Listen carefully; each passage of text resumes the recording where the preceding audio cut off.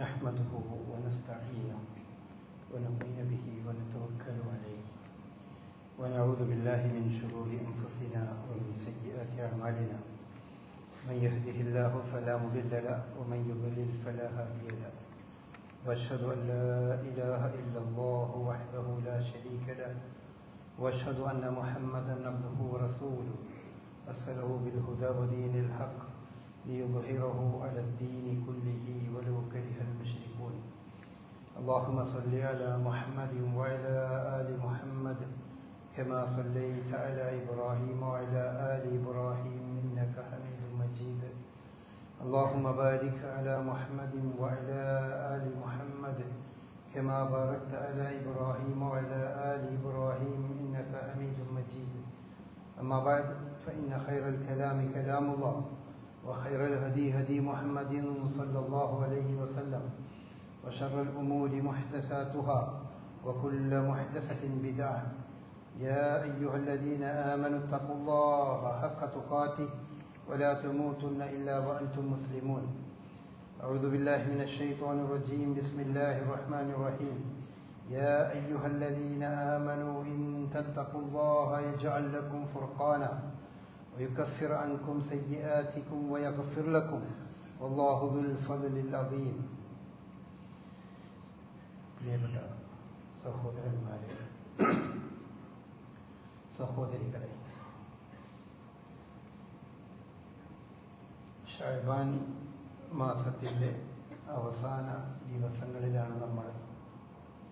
അടുത്തയാഴ്ച കഴിയുമ്പോൾ നമ്മൾ പരിശുദ്ധ റമദാനിലേക്ക് പ്രവേശിക്കുകയാണ്. മാസപ്പിറവി ദർശിച്ചാൽ അടുത്ത ശനിയാഴ്ച റമദാനാണ്, അല്ലെങ്കിൽ ഞായറാഴ്ച. ഈ സന്ദർഭത്തിൽ നമ്മൾ ഒരാത്മപരിശോധന നടത്തുകയും കഴിഞ്ഞ കാല ജീവിതങ്ങളിലേക്ക്, നാളുകളിലേക്ക് തിരിഞ്ഞു നോക്കി നമ്മൾ കൂടുതൽ ആത്മീയതയിലേക്കും അതുപോലെ അള്ളാഹുവിൻ്റെ മാർഗത്തിലേക്കും തിരിഞ്ഞ് നിൽക്കേണ്ട ഒരു സന്ദർഭമാണ്. ബെല്ലും ബ്രേക്കുമില്ലാതെ ജീവിച്ച് കൊണ്ടിരിക്കുന്ന ആളുകളൊക്കെ ബ്രേക്കൊക്കെ ഇടാനും ഒരു തിരിഞ്ഞു നോട്ടത്തിനും ഒക്കെ സമയമായിരിക്കുകയാണ്. അല്ലാഹു സുബ്ഹാനഹു വ തആല ഓരോ വർഷവും നമുക്ക് നമ്മെ തന്നെ ശുദ്ധീകരിക്കാൻ നൽകുന്ന വലിയ ഒരവസരമാണ് പരിശുദ്ധ റമദാൻ. അതിനെ ആ ഗൗരവത്തോടെയും സന്തോഷത്തോടെയും വരവേൽക്കാനും കഴിഞ്ഞ കാലം എങ്ങനെയായാലും ഈ റമദാൻ എനിക്ക് ഏറ്റവും പുണ്യങ്ങൾ വാരിക്കൂട്ടാനുള്ള ഒരവസരമായി ഉപയോഗിക്കണം എന്നൊരു ദൃഢനിശ്ചയം നമ്മൾ നേരത്തെ നമ്മുടെ മനസ്സിലുണ്ടാകണം. നേരത്തെ നമ്മൾ ഒരുങ്ങണം, റമദാനിന് വേണ്ടി ഒരുങ്ങുക. പണ്ടൊക്കെ വീടും മറ്റൊക്കെ ആളുകൾ അടിച്ചേരി വൃത്തിയാക്കി കഴുകി ഒക്കെ അതിനുവേണ്ടി ഒരുങ്ങാറുണ്ടായിരുന്നു. എന്ന് പറഞ്ഞാൽ അത് ഭൗതികമായ ഒരു ഒരുക്കം എന്നതോടൊപ്പം അന്നത്തെ ആളുകൾ അതുകൊണ്ട് ഉദ്ദേശിക്കുന്നത് അതൊരു ഓർമ്മപ്പെടുത്തലും, വീട്ടിലുള്ള ആളുകളൊക്കെ ഇനിയുള്ള നാളുകൾ നമ്മൾ റമദാനിലാണ് എന്നൊരു ചിന്തയിൽ അവർ മടങ്ങി വരാനൊക്കെയാണ് അതിൻ്റെ ഏറ്റവും പ്രധാനമായി ഉദ്ദേശിക്കുന്നത്. ഈ നോമ്പ് അനുഷ്ഠിക്കുന്നതിലൂടെ നമുക്ക് നേടിയെടുക്കേണ്ട സംഗതി പലപ്പോഴും നമ്മൾ മനസ്സിലാക്കിയിട്ടുണ്ട്. അത് ജീവിതത്തിലെ സൂക്ഷ്മതയാണ്, തഖ്വ എന്ന് നമ്മൾ ചുരുക്കി പറയും. അത് നമ്മളുടെ പുറം ഭാഗം നോക്കി, ശരീരത്തിൻ്റെ മറ്റ് ഭാഗങ്ങൾ നോക്കിയിട്ടോ അല്ലെങ്കിൽ നമ്മുടെ ഡ്രസ്സ് നോക്കിയിട്ടോ നമ്മളുടെ അടയാളങ്ങൾ നോക്കിയിട്ടോ ഒന്നും തീരുമാനിക്കേണ്ട സംഗതിയല്ല. അത് ഓരോ വ്യക്തികൾക്കും അവരുടെ മനസ്സുമായി ബന്ധപ്പെട്ട സംഗതിയാണ്. അള്ളാഹു അല്ലാതെ മറ്റൊരു മഖ്ലൂക്കും ആരാണ് ഏറ്റവും തഖ്വയുള്ളവരായി ജീവിക്കുന്നത് എന്ന് അറിയാൻ കഴിയില്ല. കാരണം അത് പൂർണ്ണമായും മനുഷ്യൻ്റെ മനസ്സിൽ ഉള്ള ഒരു ബോധമാണ്. റസൂലുള്ളാഹി സ്വല്ലല്ലാഹി അലൈഹി വസല്ലമ പറയുകയുണ്ടായി, ഇന്നല്ലാഹ ലാ യൻദുറു ഇലാ അജ്സാമിക്കും വലാ ഇലാ സുവരിക്കും വലാകിൻ യൻദുറു ഇലാ ഖുലൂബിക്കും. നിങ്ങളുടെ ശരീരത്തിലേക്കോ അല്ലെങ്കിൽ നിങ്ങളുടെ രൂപത്തിലേക്കൊന്നും അള്ളാഹു നോക്കുന്നില്ല, മറിച്ച് അവൻ നോക്കുന്നത് നിങ്ങളുടെ ഹൃദയത്തിലേക്കാണ്.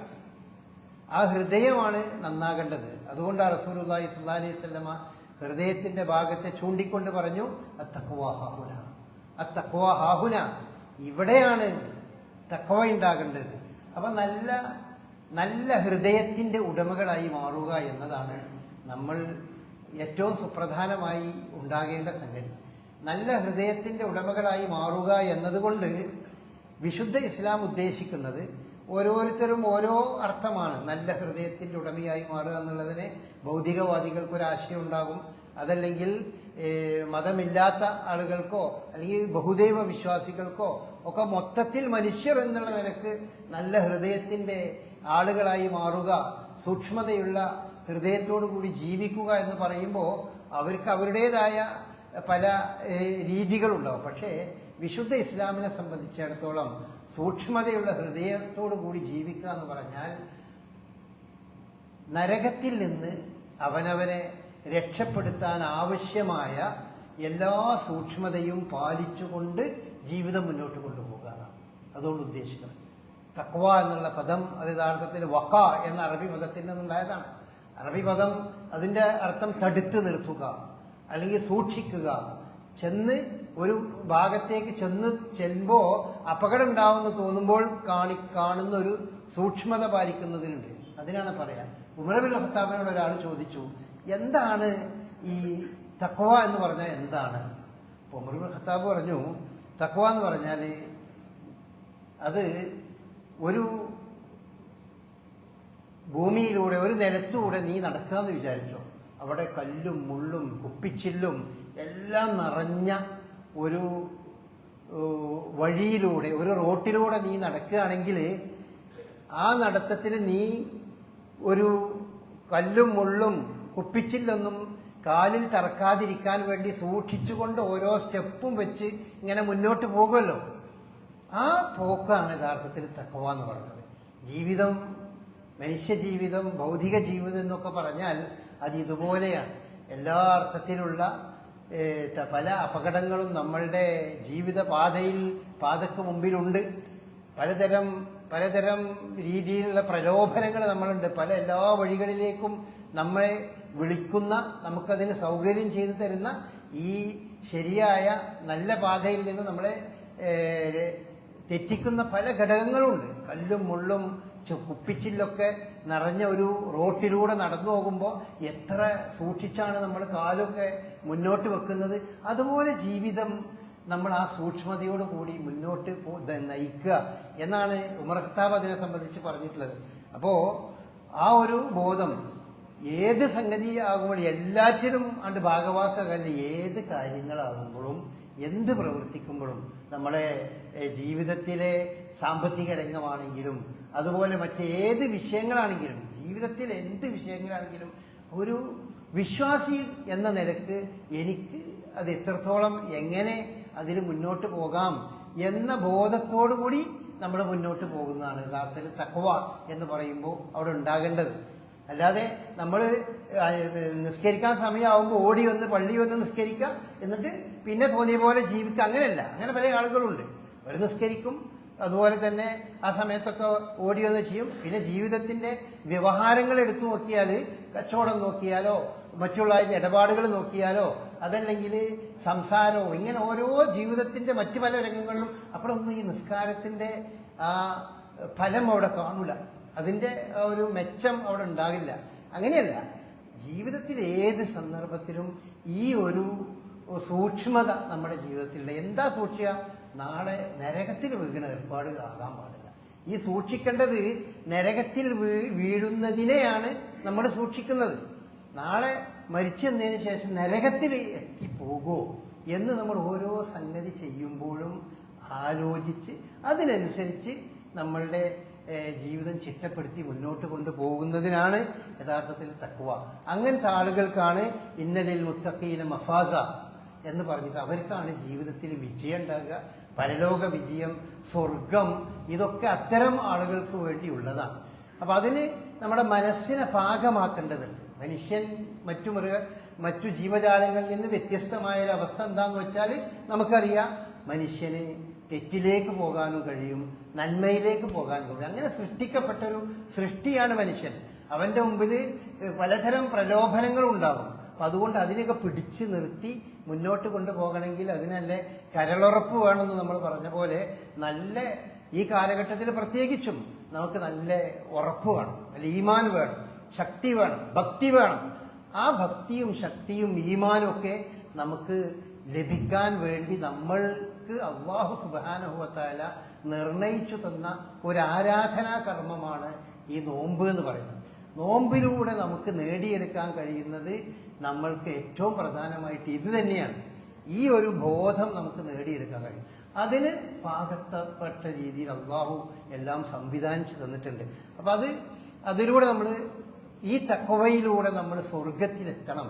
അതാണ് പ്രഥമമായി ഈ ഉഇദ്ദത്തിൽ മുത്തഖീൻ, സ്വർഗത്തെ സംബന്ധിച്ച് അർളുഹസ് സമാവാതു വൽ അർദ് ഉഇദ്ദത്തിൽ മുത്തഖീൻ, ആകാശഭൂമികളോളം വിശാലമായ സ്വർഗം അത് തഖ്വയുള്ള ആളുകൾക്ക് വേണ്ടി അല്ലാഹു ഒരുക്കി വെച്ചതാണ് എന്നൊക്കെ വിശുദ്ധ ഖുർആൻ നമുക്ക് പറഞ്ഞു തരുന്നുണ്ട്. എന്നാൽ ഈ തഖ്വയോട് കൂടി ജീവിക്കുമ്പോൾ ഇതിന് ഭൗതികമായും നമുക്ക് ജീവിതത്തിൽ പല നേട്ടങ്ങളും ഉണ്ടാവും. അതും വിശുദ്ധ ഖുർആൻ നമുക്ക് പറഞ്ഞു തരുന്നുണ്ട്. അതിലേക്കുള്ള ചില സൂചനകളാണ് ഇവിടെ ഞാൻ ഈ ഓതിയ ആയത്തുകളിലുള്ളത്. അതിലൊന്ന് വിശുദ്ധ ഖുർആൻ സൂറത്ത് അംഫാൽ 29-ാമത്തെ വചനത്തിലാണ് പറയുന്നത്, യാ അയ്യുഹല്ലദീന ആമനു, വിശ്വാസികളെ, ഇൻ തത്തഖുല്ലാഹ, നിങ്ങൾ അള്ളാഹുവിനെ സൂക്ഷിച്ച് അല്ലെങ്കിൽ തഖ്വയോട് കൂടി നിങ്ങൾ ജീവിച്ചാൽ, യജ്അൽ ലക്കും ഫുർഖാനൻ, നിങ്ങൾക്ക് ജീവിതത്തിൽ ഒരു സത്യവും അസത്യവും ശരിയും തെറ്റും തിരിച്ചറിയാനുള്ളൊരു കഴിവ് നിങ്ങൾക്ക് ലഭിക്കും. എനിക്ക് ചെയ്യാവുന്നത് എന്താണ്, എനിക്ക് ചെയ്യാൻ പറ്റാത്തത് എന്താണ്, ഇത് നമ്മൾ കൂടുതലൊന്നും ആലോചിക്കാതെ തന്നെ നമ്മുടെ മനസ്സിൽ അതെനിക്ക് പറ്റൂല, അത് ഞാൻ ചെയ്യേണ്ട സംഗതിയല്ല എന്ന് ഒരു കൃത്യമായ ഒരു ബോധ്യം അവന് ഈ നിലയ്ക്ക് ജീവിക്കുമ്പോൾ ഉണ്ടാവും. അതിനാണ് ഫുർഖാൻ എന്ന് പറയാം. ഫുർഖാൻ എന്ന് പറഞ്ഞാൽ സത്യവും അസത്യവും വേർതിരിച്ചറിയാം. അപ്പോൾ ഈ സത്യവും അസത്യം വേർതിരിച്ചറിയാതെ ഏതാണ് സത്യം ഏതാണ് അസത്യം എന്ന് അറിയാതെ ജീവിക്കുന്ന ആളുകളുണ്ട്, ധാരാളം ആളുകൾ. അവരെ സംബന്ധിച്ചിടത്തോളം അവർക്ക് അറിയില്ല ഏതിന് ശരിയായ പാത ഏതാണെന്നും അറിയില്ല. പക്ഷേ ഈ ഒരു സൂക്ഷ്മത മരണാനന്തര ജീവിതത്തിൽ ഞാൻ നരകത്തിൽ പോകരുത് എന്നൊരു ബോധം മനസ്സിലുണ്ടായി അതനുസരിച്ച് ജീവിക്കണം എന്ന് താല്പര്യപ്പെടുന്ന ഒരാൾക്ക് അവന് ഏത് പ്രശ്നത്തിലേക്ക് എത്തുമ്പോഴും അവൻ അങ്ങനെ ഒരു വിവേചന കഴിവ് അല്ലാഹു സുബ്ഹാനഹു വ തആല അവന് നൽകും. അതാണ് വിശുദ്ധ ഖുർആൻ പറയുന്നത്, യജ്അൽ ലക്കും ഫുർഖാനൻ.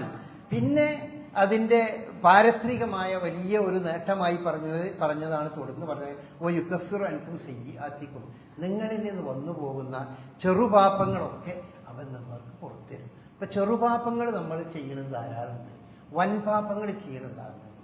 ഈ ചെറുപാപങ്ങൾ വൻപാപങ്ങളിൽ നമ്മൾക്ക് ലിസ്റ്റ് ഔട്ട് ചെയ്ത ഒരുപാട് പാപങ്ങളുണ്ട്.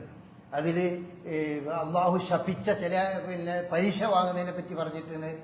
അത് പലിശ വാങ്ങുന്നവൻ ശപിക്കപ്പെട്ടവനാണെന്ന് പറഞ്ഞിട്ടുണ്ട്. അപ്പൊ ശപിക്കപ്പെട്ടവൻ എന്ന് പറഞ്ഞുകൊണ്ട് പറയുന്ന പാപങ്ങളാണ് പണ്ഡിതന്മാർ അതൊക്കെ വൻ പാപങ്ങളായി പറഞ്ഞതാണ്. അതുപോലെ തന്നെ വലിയ ഭൗതികമായി തന്നെ വലിയ ശിക്ഷ നമുക്ക് ഉണ്ട് എന്ന് പഠിപ്പിക്കുന്ന ഇപ്പോൾ വ്യഭിചാരം, അതുപോലെ തന്നെ സദുവൃത്തരായ നല്ല മനുഷ്യന്മാരെ പറ്റി അവരെ വ്യഭിചാര ആരോപണം നടത്തുക, അതുപോലെ കൊലപാതകം നടത്തുക, കള്ളു കുടിക്കുക, ഇത്തരം സംഗതികളൊക്കെ വൻ പാപങ്ങളായി രേഖപ്പെടുത്തപ്പെട്ടിട്ടുള്ള സംഗതികളാണ്. അതുപോലെ തന്നെ അള്ളാഹുവിൽ പങ്കു ചേർക്കുക, ശിർക്ക്, ഏറ്റവും വലിയ പാപമായിക്കൊണ്ട് വിശ്വാസികളിൽ നിന്ന് വരുന്ന ഏറ്റവും വലിയ പാപമാണ്. ദൈവവിശ്വാസികളിൽ നിന്ന് വരുന്ന ഏറ്റവും വലിയ പാപം അത് അള്ളാഹുവിൽ പങ്കു ചേർക്കുകയാണ്. അഥവാ അള്ളാഹു അല്ലാത്ത മറ്റ് സൃഷ്ടിജാലങ്ങളോട് പ്രാർത്ഥിക്കുക, അവരോട് സഹായം തേടുക, അഭൗതികമായ രീതിയിൽ അവരോട് സഹായം തേടുക, അതൊക്കെയാണ് ഇപ്പൊ ശിർക്ക് എന്ന് പറയുന്നത്. അപ്പൊ അങ്ങനെ കുറേ വൻ പാപങ്ങളുണ്ട്. അതോടൊപ്പം ചെറുപാപങ്ങൾ കുറേ ഉണ്ട്. നമ്മൾ ശ്രദ്ധിക്കാതെ അറിയാതെ നമ്മൾ പത്രം വായിക്കുമ്പോൾ, ടി വി കാണുമ്പോൾ, അങ്ങാടി കൂടെ നടന്നു പോകുമ്പോൾ, ഒന്ന് നാലാൾ കൂടിയിരുന്ന് സംസാരിക്കുമ്പോൾ അപ്പോഴൊക്കെ വരുന്ന ചെറിയ ചെറിയ പാപങ്ങളുണ്ടാവും. ഈ ഏത് രംഗത്തും ഏത് സന്ദർഭത്തിൽ പോകുമ്പോഴും നമ്മളൊക്കെ പാപമുക്തമായി ഇങ്ങനെ ജീവിക്കല്ല. അതറിഞ്ഞും അറിയാതെ നമ്മളിൽ ഇങ്ങനെ വന്നു പോകുന്ന ധാരാളമുണ്ട്. ആ പാപങ്ങളൊക്കെ നമുക്ക് സ്വാഭാവികമായി നമ്മളുടെ കർമ്മങ്ങൾ കൊണ്ട്, നമ്മളുടെ ഇബാദത്തുകളെ കൊണ്ട് തന്നെ അത് കുറേ അങ്ങനെ മാഞ്ഞു പോകും. അത് ഒരു ഭാഗത്തുകൂടെ ഇങ്ങനെ കുറേ ജീവിതത്തിൽ വന്നു പോകുമ്പോൾ മറ്റൊരു ഭാഗത്തുകൂടെ നമ്മൾ ചെയ്യുന്ന നമസ്കാരം, അതുപോലെ സൽക്കർമ്മങ്ങൾ, മറ്റുള്ള ആളുകൾക്ക് നൽകുന്ന സേവനങ്ങൾ, ഇതിൻ്റെയൊക്കെ അടിസ്ഥാനത്തിൽ അതങ്ങനെ മാഞ്ഞു പോകും. അങ്ങനെ അതൊരു വലിയ നേട്ടമാണ് യഥാർത്ഥത്തിൽ. അപ്പോൾ ഈ ബോധത്തോടു കൂടി ജീവിക്കുന്ന ഒരു മനുഷ്യന് അല്ലാഹു സുബ്ഹാനഹു വ തആല അവന്റെ അടുക്കൽ നിന്ന് വരുന്ന ഇത്തരം പാപങ്ങളൊക്കെ അവന് മായ്ച്ചു കൊടുക്കും. യുകഫിർ അൻകും സയ്യിആതിക്കും, പാപങ്ങൾ ചെറുപാപങ്ങളൊക്കെ നീക്കിക്കൊടുക്കും. വയഗ്ഫിർ ലക്കും, അള്ളാഹു അവന്റെ വലിയ പാപങ്ങളൊക്കെ അവന് പുറത്തും കൊടുക്കും. ഇതൊക്കെ ഈ വിശുദ്ധിയോടുകൂടി ജീവിക്കുന്ന ആളുകൾക്ക് ഉണ്ടാകുന്ന കാര്യമായിക്കൊണ്ട് വിശുദ്ധ ഖുർആൻ പറയുന്നുണ്ട്. പിന്നെ ഭൗതികമായി ഉണ്ടാകുന്ന രണ്ടാമത്തെ ഒരു കാര്യം ഖുർആൻ പറഞ്ഞത് വമൻ യത്തഖില്ലാഹ യജ്അൽ ലഹു മഖ്റജൻ എന്നുള്ളതാണ്. ഒരു പോംവഴി ജീവിതത്തിലുണ്ടാവും. അതൊരു വലിയ കാര്യമാണ്. എല്ലാ തലങ്ങളിലും നമ്മളൊക്കെ ഒരുപാട് വിഷയങ്ങളിലൊക്കെ പോംവഴി ആഗ്രഹിച്ചുകൊണ്ടിരിക്കുന്നുണ്ട്. നമ്മൾ കുടുങ്ങിപ്പോകുന്ന രംഗങ്ങളുണ്ട്. എങ്ങനെ ഇതിനൊന്ന് കഴിച്ചിലായി പോകും എന്ന് വിചാരിക്കുന്ന പ്രശ്നങ്ങൾ നമ്മുടെ വ്യക്തിപരമായ ജീവിതത്തിലുണ്ടാകാം, കുടുംബപരമായ ജീവിതത്തിൽ വന്നേക്കാം, സാമ്പത്തിക പ്രശ്നങ്ങളിൽ വന്നേക്കാം, മക്കളുടെ പ്രശ്നത്തിൽ വന്നേക്കാം, അഭിമാനവുമായി ബന്ധപ്പെട്ട വിഷയങ്ങളുണ്ടാവും. എങ്ങനെയെങ്കിലും ഇതിൽ നിന്ന് രക്ഷപ്പെട്ട് കിട്ടേണ്ടിയിരുന്നു എന്ന് നമ്മൾ ആഗ്രഹിക്കുന്ന, അങ്ങനെ നമ്മളൊരു മഖ്റജ്, ഒരു എക്സിറ്റ് തേടുന്ന പ്രശ്നങ്ങളിൽ നിങ്ങൾ ഈ സൂക്ഷ്മതയോടുകൂടി ജീവിച്ചാൽ നിങ്ങൾക്ക് അത്തരം സംഗതികളിൽ നിന്നൊക്കെ വമൻ യത്തഖില്ലാഹ യജ്അൽ ലഹു മഖ്റജൻ, അവൻ ഇങ്ങനെ ഒരു പോംവഴി, ഒരു പുറത്തേക്ക് കടക്കാൻ ഉള്ള വഴി അല്ലാഹു സുബ്ഹാനഹു വ തആല നിങ്ങൾക്ക് ഉണ്ടാക്കിത്തരും എന്ന് പറഞ്ഞിട്ടുണ്ട്. പിന്നെ മൂന്നാമത്തെ ഒരു സംഗതി പറഞ്ഞ വയർസുഖു മിൻ ഹൈസു ലാ യഹ്തസിബ്, തഖ്വന്റെ അടിസ്ഥാനത്തിൽ അള്ളാനെ പേടിച്ചുകൊണ്ട് നരകത്ത് പോകേണ്ടി വരുമോ, അല്ലെങ്കിൽ ഇതൊരു പാപമാണല്ലോ എന്ന് വിചാരിച്ച് നമ്മൾ എന്തെങ്കിലും ഒരു പ്രവൃത്തിയിൽ നിന്ന്, നമുക്ക് വളരെ ഗുണം കിട്ടുന്നൊരു പ്രവൃത്തിയിൽ നിന്ന് നമ്മൾ മാറി നിന്നു എന്ന് വിചാരിക്കുക. ഒരു ജോലി എന്ന് വിചാരിക്കുക. ആ ജോലി അത് വളരെ പ്രധാനപ്പെട്ട ഒരു ജോലിയാണ്. പക്ഷേ അത് ആലോചിച്ച് നോക്കുമ്പോൾ അത് എനിക്ക് തീരെ യോജിക്കുന്ന ഒരു സംഗതിയല്ല. ഏതെങ്കിലും ഒരു മദ്യ ഷാപ്പ്, സർക്കാർ ജോലിയാണ്, മദ്യഷാപ്പിന് മദ്യം വിളമ്പി കൊടുക്കുന്ന ഒരു ജോലിയാണ് ഇപ്പം എനിക്ക് കിട്ടിയത് എന്ന് വിചാരിക്കുക. അപ്പോൾ ഒരു വിശ്വാസി ആലോചിക്കുകയാണ്, അവൻ ആലോചിക്കുകയാണ്, പടച്ചോനെ PSC കിട്ടിയതാണ്, ഇതിൽ നിന്നിപ്പോൾ ഞാൻ ഇതാണ്ട് ഒഴിവാക്കിയാൽ എന്താ ഞാൻ ചെയ്യുക? പക്ഷേ എന്താ ചെയ്യത്? ഹറാമാണല്ലോ, മദ്യം വിളമ്പി കൊടുക്കുന്ന ഒരു ജോലി ഇപ്പം എനിക്ക് ചെയ്യാൻ പറ്റൂലല്ലോ എന്ന ആ നാളെ അള്ളാഹുവിൻ്റെ അടുക്കൽ ഇത് എന്താകും എന്ന ഒരു ബോധ്യത്തിന്റെ അല്ലെങ്കിൽ ബോധത്തിന്റെ അടിസ്ഥാനത്തിൽ ആ സംഗതി വേണ്ട എന്നൊരാളാണ് വിചാരിച്ചാൽ, അയാൾ ആ രീതിയിൽ ആ ഹറാമായത് എനിക്ക് വേണ്ട, ഹറാമായ സമ്പാദ്യം വേണ്ട എന്ന് നമ്മുടെ മുമ്പിൽ വന്നു നിൽക്കുന്ന ഏതെങ്കിലും ഒരുപാട് സാധ്യതകളുടെ സന്ദർഭത്തിൽ ഹറാമാണ് എനിക്ക് വേണ്ട എന്നൊരാളാണ് തീരുമാനിച്ചാൽ, അതോടുകൂടി അവനോട് പല ആളുകളും പറയുന്നുണ്ടാവും, എടാ കുടുങ്ങിപ്പോകും, ഇതുകൊണ്ട് ഇതാവും, ഇത്ര ഒരു ചാൻസ് നഷ്ടപ്പെടുത്തുന്ന എന്തിനാ, വേറെ ജോലി കിട്ടുമ്പോൾ അത് നോക്കാൻ ഇപ്പൊ ചെയ്തോ എന്നൊക്കെ പറയുന്നുണ്ടാവും. പക്ഷെ അതൊക്കെ മനസ്സിൽ അതൊന്നും വകവെക്കാതെ അതങ്ങോട്ട് കൈവിട്ടു പോയി എന്ന് വിചാരിക്കാൻ വേണ്ടെന്നാണ് തീരുമാനിച്ചാൽ അവൻ അതുകൊണ്ട് ഒരിക്കലും കുടുങ്ങിപ്പോകും എന്ന് വിചാരിക്കണ്ട. അവൻ ഈ ബോധത്തോടു കൂടിയാണ്, തഖ്വയോട് കൂടിയാണ് ആ സംഗതി ചെയ്തതെങ്കിൽ അവൻ പ്രതീക്ഷിക്കാത്ത വഴിയിലൂടെ അവന് ആഹാരത്തിനുള്ള വഴി അള്ളാഹു ഉണ്ടാക്കി കൊടുക്കുന്ന,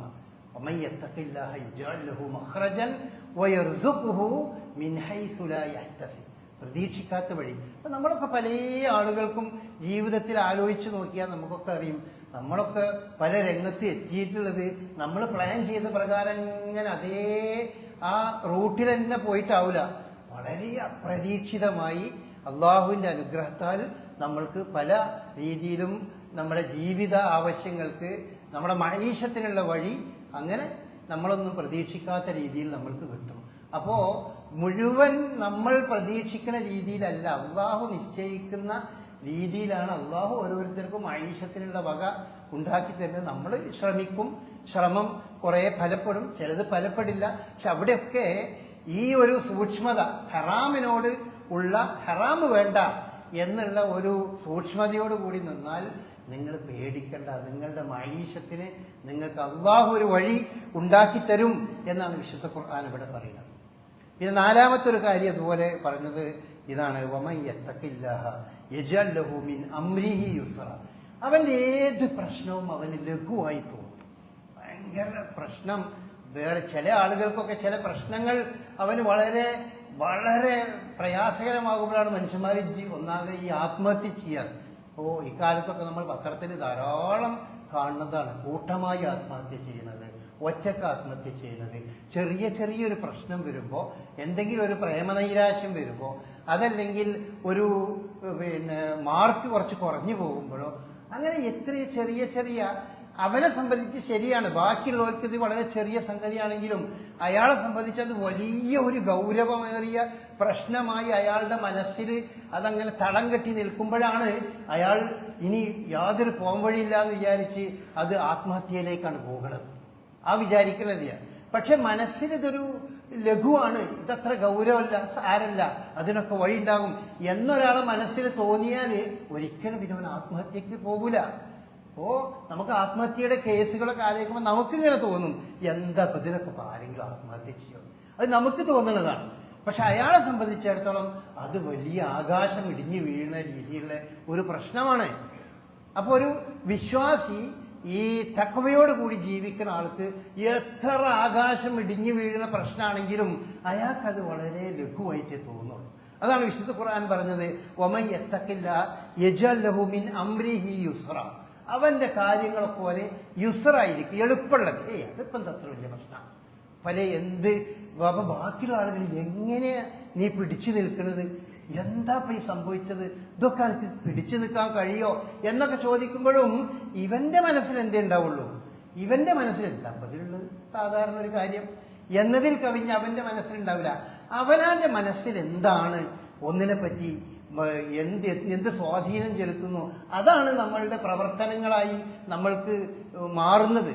അപ്പൊ ബാക്കിയുള്ളവരതിനെ എങ്ങനെ കാണുന്നു എന്നുള്ളതല്ല, ഞാൻ ഏതെങ്ങനെ കാണുന്നു അതിനനുസരിച്ചാണ് നമുക്ക് പ്രശ്നം ഉണ്ടാകുക. അപ്പൊ അല്ലാഹു സുബ്ഹാനഹു വ തആല ഇത്തരം ആളുകൾ ഈ ബോധത്തോടു കൂടി പടച്ചോനെ സൂക്ഷിച്ച് ജീവിക്കുന്ന ആളുകൾക്ക് അതൊരു ലഘുവായ പ്രശ്നമായി തോന്നുന്നു, എന്താ പേരുള്ളത്, സാരല്ല എന്നൊരു തോന്നലും അവന്റെ മനസ്സിൽ ഇട്ട് കൊടുത്താൽ പിന്നെ അവൻ ഈ ആത്മഹത്യക്ക് പോകേണ്ട ആവശ്യമില്ല, അവനാകെ തകർന്നു പോകേണ്ട ആവശ്യമില്ല, അവന് പിന്നെ ജീവിതത്തിൽ തന്നെ നിരാശനാകേണ്ട ആവശ്യമില്ല. അതൊക്കെ ജീവിതത്തിന്റെ ഒരു ഭാഗമാണ് എന്ന് വിചാരിക്കുന്ന അവസ്ഥയിലേക്ക് എത്തും. അപ്പൊ അത് ഭൗതികമായി അവന് ശരിയായ അർത്ഥത്തിൽ ജീവിക്കാനുള്ള ഒരു വലിയ ഒരു അവസരം അവന് ലഭിക്കും. അപ്പൊ ഇതിനൊക്കെ ചുരുക്കി പറഞ്ഞാൽ നമ്മുടെ ഭൗതിക ജീവിതം തന്നെ, ഭൗതികമായ ജീവിതത്തിൽ തന്നെ നമ്മൾക്ക് വലിയ അത്താണിയാണ് ഈ ചിന്ത, ഈ ബോധം. അള്ളാനെപ്പേടി, പടച്ചോനെപ്പേടി എന്ന് പറഞ്ഞ സംഗതി കൊണ്ട് നമുക്ക് കിട്ടുന്ന സംഗതിയാണ്. ഈ പടച്ചോനെപ്പേടിക്ക് നമ്മൾ പറയുന്ന പേരാണ് ഈ തഖ്വ എന്ന് പറയുന്നത്. അപ്പൊ അള്ളാനെ പേടിക്കണം, പടച്ചോനെ പേടി വേണം.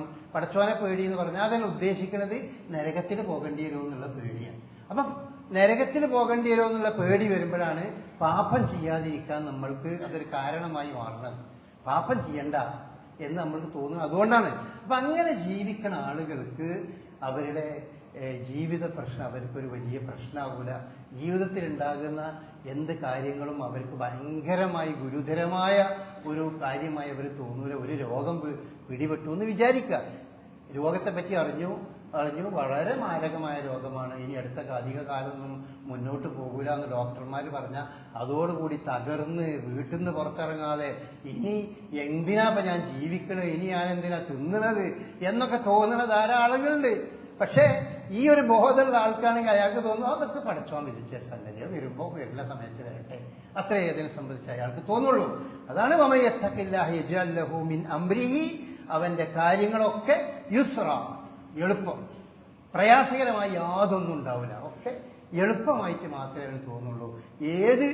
ഏത് പ്രശ്നങ്ങൾ വരുമ്പോഴും സാരല്ല പോട്ടെ എന്ന ജീവിതത്തിലെ പ്രശ്നങ്ങളെ പറ്റി അങ്ങനെ ഒരു ധാരണ ഉണ്ടാവും, ഈ ബോധം മനസ്സിലുണ്ടായാൽ. അപ്പോൾ അതുകൊണ്ട് തന്നെ നമ്മൾ ആ തഖ്വ നമുക്ക് ഉണ്ടാകാനാണ് നമ്മൾ ശ്രദ്ധിക്കേണ്ടത്. റസൂലുള്ളാഹി സ്വല്ലല്ലാഹു അലൈഹി വസല്ലം പറഞ്ഞു, നിങ്ങളതിന് പ്രാർത്ഥിക്കണം, നിങ്ങൾ ഓരോരുത്തരും പ്രാർത്ഥിക്കണം. അതാണ് ഉണ്ടായി കിട്ടിയ പിന്നെ ഈ പറഞ്ഞ മനസ്സ് നമുക്കാണ് കിട്ടും.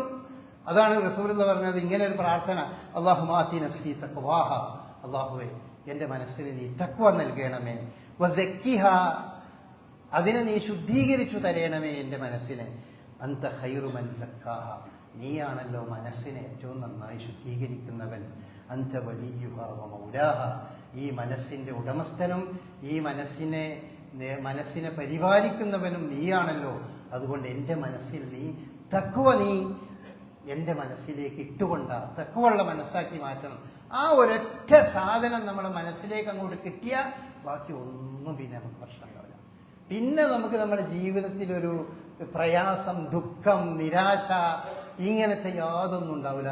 ഇത് മനസ്സിലങ്ങോട്ട് രൂഢമൂലമായി കഴിഞ്ഞാൽ. അതുകൊണ്ട് തന്നെ ഈ പ്രാർത്ഥന നമ്മൾ പ്രാർത്ഥിക്കണം, അല്ലാഹുമ്മ ആതി നഫ്സി തഖ്വാഹ വസക്കിഹ വഅൻത ഖൈറു മൻ സക്കാഹ എന്ന് പറഞ്ഞ പ്രാർത്ഥന. അതുപോലെ മറ്റൊരു പ്രാർത്ഥന റസൂലുള്ളാഹി പഠിപ്പിച്ചത് ഇതാണെന്ന്, അല്ലാഹുമ്മ ഇന്നി അസ്അലുക്കൽ ഹുദാ വത്തുഖാ വൽ അഫാഫ് വൽ ഗിന. അല്ലാഹുവോട് ചോദിക്കേണ്ട സംഗതികളാണ് ഇതൊക്കെ. പടച്ചോനോട് തന്നെയാണ് ഇതൊക്കെ ചോദിച്ചാൽ കിട്ടുക. ഒന്ന് സന്മാർഗം, പടച്ചോനെ നീ സന്മാർഗം നൽകണേ. തഖ്വ നൽകണമേ. വൽ അഫാഫ്, ഉള്ളത് കൊണ്ട് തൃപ്തിപ്പെടാനുള്ള മനസ്സ് നീ നൽകണമേ. വൽ ഗിന, ഐശ്വര്യം നൽകണമേ. അപ്പൊ ജീവിതത്തിൽ ഐശ്വര്യം വേണം. അതുപോലെ എത്ര ഐശ്വര്യം കിട്ടി, എത്ര വലിയ ധനികനായാലും പല ആൾക്കാർക്കും എത്രയും തികയാത്ത ആളുകളുണ്ട്. എത്ര കിട്ടിയാലും ഓന് മതിയാവില്ല. പിന്നെയും അങ്ങോട്ട് ചാട്ടിപ്പിടിക്കാൻ വേണ്ടിയുള്ള ത്വരയാണ്. ആ ത്വര ഇല്ലാതെ ഉള്ളത് നമുക്ക് തൃപ്തിപ്പെട്ട് മാന്യമായി ഹലാലായത് ഹലാലായി മാത്രം മതി എന്ന് തീരുമാനിച്ച് മുന്നോട്ട് പോയതിനാണ് അതിന് അഫാഫ് എന്ന് പറയാം. ആ രീതിയിൽ ജീവിക്കാൻ കഴിയുക, തഖ്വയോട് ജീവിക്കാൻ കഴിയുക, സന്മാർഗത്തോട് കൂടി. ഇതൊക്കെ അള്ളാഹുവിനോട് നമ്മൾ ചോദിക്കേണ്ട സംഗതികളാണ്. അത് നമുക്ക് കിട്ടിയാൽ അൽഹംദുലില്ലാഹ് പിന്നെ നമുക്കൊരു പ്രയാസമില്ലാതെ മനസ്സമാധാനത്തോടു കൂടി മുന്നോട്ട് കൊണ്ട് പോകാൻ സാധിക്കും. അള്ളാഹു അനുഗ്രഹിക്കുമാറാകട്ടെ.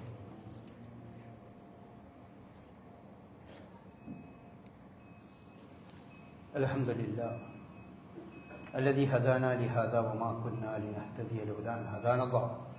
اللهم صل على محمد وعلى آل محمد كما صليت على إبراهيم وعلى آل إبراهيم إنك حميد مجيد. أما بعد,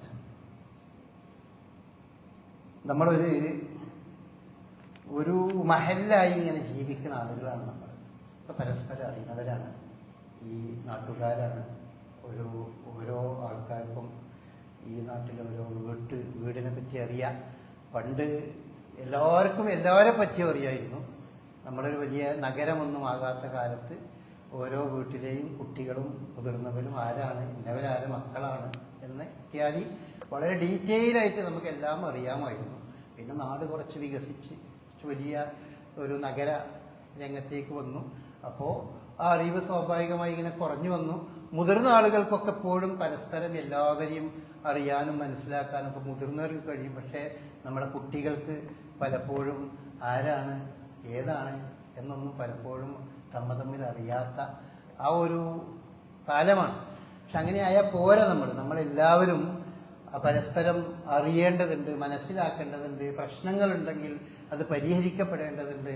അതിനൊക്കെയാണ് നമ്മൾ ഈ അയൽക്കൂട്ടങ്ങൾ എന്നൊക്കെ പറഞ്ഞത്. ആ ഒരു സംവിധാനം പണ്ട് മുതലേ സർക്കാർ തലത്തിലും എല്ലാ തലങ്ങളിലൊക്കെ അയൽക്കൂട്ടങ്ങൾ സംവിധാനങ്ങൾ ഉണ്ടാക്കുന്നത് അതിനു വേണ്ടിയാണ്.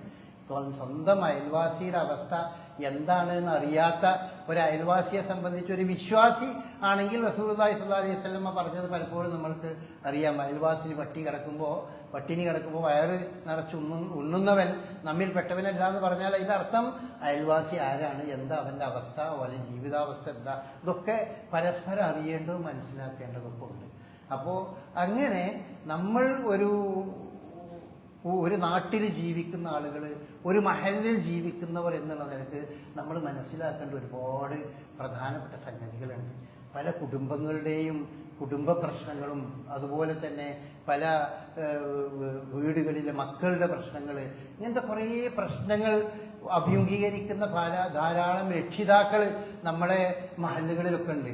എന്താ അപ്പം അതിലൊക്കെ ഒരു പരിഹാരം, എങ്ങനെയാണ് എങ്ങനെ പരിഹാരം എന്നുള്ളതിനെ പറ്റിയൊക്കെ ചിന്തിക്കുന്ന, അതിലൊക്കെ വ്യാകുലപ്പെട്ടുകൊണ്ടിരിക്കുന്ന ഒരു അവസ്ഥയും നമുക്ക് കാണാൻ കഴിയും. അതുകൊണ്ട് അതിന് നമ്മളെല്ലാവരും ഒരുമിച്ച് നമ്മൾ കൂടി, ഇപ്പോൾ നമ്മളെ ഈ പള്ളിയുടെ നേതൃത്വത്തിൽ ഈ പള്ളിയുമായി ബന്ധപ്പെട്ട് നിൽക്കുന്ന അയൽക്കൂട്ടങ്ങളും ഇവിടെ പള്ളിയിൽ പങ്കെടുക്കുന്ന ആളുകളൊക്കെ എല്ലാവരും ഒരുമിച്ച് കൂടി അതിനെ സംബന്ധിച്ച് നമുക്ക് പറഞ്ഞു തരാൻ പറ്റിയ ആളുകളെ ഉപയോഗപ്പെടുത്തിക്കൊണ്ട് നല്ല ഒരു കൗൺസിലിംഗ് അല്ലെങ്കിൽ നല്ല ഒരു കാര്യങ്ങൾ, പാഠങ്ങൾ പഠിപ്പിക്കുന്ന സംഗതികൾ ഇടയ്ക്കിടയ്ക്ക് നമുക്ക് കിട്ടുമ്പോഴാണ് നമ്മളുടെ കുട്ടികളും നമ്മളുമായുള്ള ബന്ധങ്ങളും കുടുംബ ബന്ധങ്ങളും അതുപോലെ മറ്റു പ്രശ്നങ്ങളൊക്കെ ഏറ്റവും ഭംഗിയായി വരിക. അപ്പോൾ അത്തരം ഒരു സംവിധാനം നമ്മളുടെ മഹല്ലിൽ സംവിധാനിച്ചിരിക്കുകയാണ്. ഇന്നാണ് നമ്മൾ ഈ മഹല്ലിലെ ഒരു സംഗമമായിക്കൊണ്ട് നമ്മൾ അറബി കോളേജിൽ വെച്ചിട്ടുള്ളത്. അപ്പം അതിൽ ഇത്തരം സതുദ്ദേശത്തോടു കൂടി ഇത്തരം സംഗതികളിൽ ഓരോരുത്തരും അതിൽ പങ്കെടുക്കാൻ സാധിക്കുന്ന ആളുകൾ പങ്കെടുക്കുക. പ്രത്യേകിച്ചും നമ്മളുടെ യുവാക്കൾ, കുട്ടികൾ, പെൺകുട്ടികൾ, അതുപോലെ പിന്നെ ആൺകുട്ടികളൊക്കെ അവരൊക്കെ മനസ്സിലാക്കേണ്ട കുറേ കാര്യങ്ങളുണ്ട്. പലതിനെപ്പറ്റി അവർക്ക് പല കാര്യങ്ങളും അറിയില്ല. ജീവിത പ്രശ്നങ്ങളും അതിനെപ്പറ്റിയൊക്കെ അറിയേണ്ടതുണ്ട്. കുടുംബ ബന്ധങ്ങളെ പറ്റി മനസ്സിലാക്കേണ്ടതുണ്ട്. നമ്മളെ ഇടയിലുള്ള പുഴുക്കുത്തുകൾ എന്താണെന്ന് അറിയേണ്ടതുണ്ട്. നമ്മളുടെ നന്മകൾ എന്താണ്, തിന്മകൾ അറിയേണ്ടതെന്ന്, അതിനനുസരിച്ച് നമുക്ക് നമ്മുടെ ഹൃദ്യമായ ജീവിതം ഭംഗിയായി സുന്ദരമായി മുന്നോട്ട് കൊണ്ടുപോകണം. അള്ളാഹുവിൻ്റെ തൗഫീഖ് ഉണ്ടാകണം. അത്തരം ആ സംരംഭം നമ്മൾ ഇന്ന് മഗ്‌രിബിന് ശേഷമുള്ള ആ കാര്യം പ്രത്യേകമായി നിങ്ങളുടെ ശ്രദ്ധയിൽ ഉണർത്തുക. അള്ളാഹു കാര്യങ്ങൾ പഠിച്ച് മനസ്സിലാക്കി അതനുസരിച്ച് ജീവിക്കുന്ന സത്യവിശ്വാസികളുടെ കൂട്ടത്തിൽ നമ്മെ എല്ലാം ഉൾപ്പെടുത്തുമാറാകട്ടെ. നമ്മിൽ നിന്ന് വന്നു പോകുന്ന ചെറുതും വലുതുമായ പോരായ്മകൾ, അബദ്ധങ്ങൾ അവൻ നമുക്ക് പുറത്തുമാകാത്തട്ടെ. ഈ ലോകത്തും പരലോകത്തും സുഖവും സമാധാനവും സന്തോഷവും നൽകുന്ന ജീവിതം അവൻ നമുക്ക് പ്രദാനം ചെയ്യട്ടെ. നമ്മിൽ നിന്ന് വിട്ടുപിരിഞ്ഞ നമ്മോടൊപ്പം ജീവിക്കുന്ന നമ്മുടെ മാതാപിതാക്കൾക്ക് അല്ലാഹു സുബ്ഹാനഹു വ തആല അവരോടൊപ്പം സ്വർഗപ്രവേശനം ലഭിക്കുന്ന മഹാഭാഗ്യവാന്മാരുടെ കൂട്ടത്തിൽ നമ്മെ ഓരോരുത്തരെയും അവൻ ഉൾപ്പെടുത്തി തിരുമാറാകട്ടെ. റബ്ബനാ ഹബ് ലനാ മിൻ അസ്വാജിനാ വദുരിയാതിനാ ഖുർറത അയ്യുൻ വജഅൽനാ ലിൽമുത്തഖീന ഇമാമാ. اللهم أعز الإسلام والمسلمين وأذل الشرك والمشركين. اللهم اغفر للمؤمنين والمؤمنات والمسلمين والمسلمات الأحياء منهم والأموات إنك مجيب الدعوات يا قاضي الحاجات. اللهم أجرنا من النار، اللهم أجرنا من النار. اللهم آت تقوانا، اللهم آت نفوسنا تقواها، اللهم آت نفوسنا تقواها. ربنا آتنا في الدنيا حسنة وفي الآخرة حسنة وقنا عذاب النار.